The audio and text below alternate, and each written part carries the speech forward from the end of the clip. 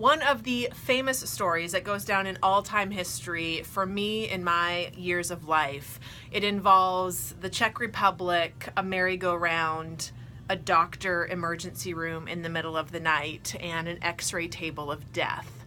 I'll get to the story in just a second, but what made me think about it was yesterday I went to the chiropractor, and the chiropractor said, yes, before I treat you, I need you to go to an orthopedic surgeon so that he can refer you back to me. And I'm thinking, what? But instead of saying, what? I said, oh, okay.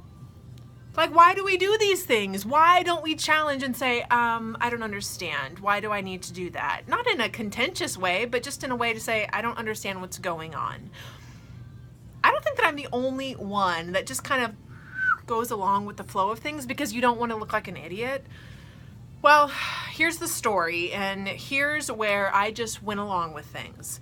I'm 17 years old. I'm on a mission trip in the Czech Republic. Before dinner time, we were on this merry-go-round. I was playing with some of the students that were there. We were there to teach English. And so my friend Tiffany and I were on the merry-go-round. And let me just say, these merry-go-rounds in the Czech Republic go at Mach speeds, okay? Plus centrifugal force. It was a combination of a lot of bad stuff going on for me that day. But I'm holding on to the merry-go-round. And you know that force? It's like pulling you out like this. And I said, stop, stop. I'm losing my grip. Well, David said, oh, I do not understand English. Ha ha ha ha. That was a lie. I lost my grip on the merry-go-round. I flipped back. My legs were still attached and my head smacked the ground, and then I just dragged for a little bit. Not a great place for your head to feel good. So later on that night, I'm complaining my head hurts a ton. And I said, we probably should just take you to the hospital, Lauree, just to make sure that everything's okay. So I'm 17 years old.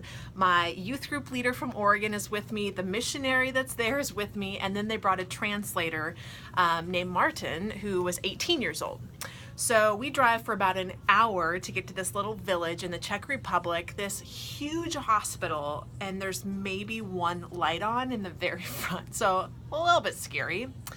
They put me in a wheelchair. Martin is like walking like 10 paces behind me, and this orderly, I like to call him Slimy, is pushing me. Now listen, let me just say this part of the story. I call him Slimy because as women, y'all know what I'm talking about. Like, you just kind of go, ooh. This man looked like, he looked like he was doing a lot of drugs to stay up in the middle of the night. His shirt was open, deep V. Lot of gold chains mixed in with his chest hair. Hair was slicked back and kind of this slimy mess. So, you know, that's where I'm coming from. So was super excited to have him part of this adventure. We get into the x-ray room. I'm kind of out of it. I'm in a lot of pain in my head. And the x-ray technician comes out from the back room, and she's speaking in Czech to Martin, and I'm just kind of sitting there just looking back and forth at the volley. And Martin says, okay, yeah. So Lauree, you need to take off your shirt and then lay down. And I said, oh, okay. Where do I put on a robe, or where's a robe that I can put on? To which Martin replied, robe?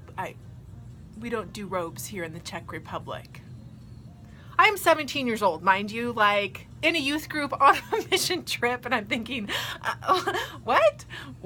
There's no, what? I'm not taking, no. But my head hurt so bad, and I just went along with it. And so I said, okay. And I'm thinking in my head, it's just like a bathing suit. It's just like a bathing suit. So I take the shirt off. I'm sitting there in my bra.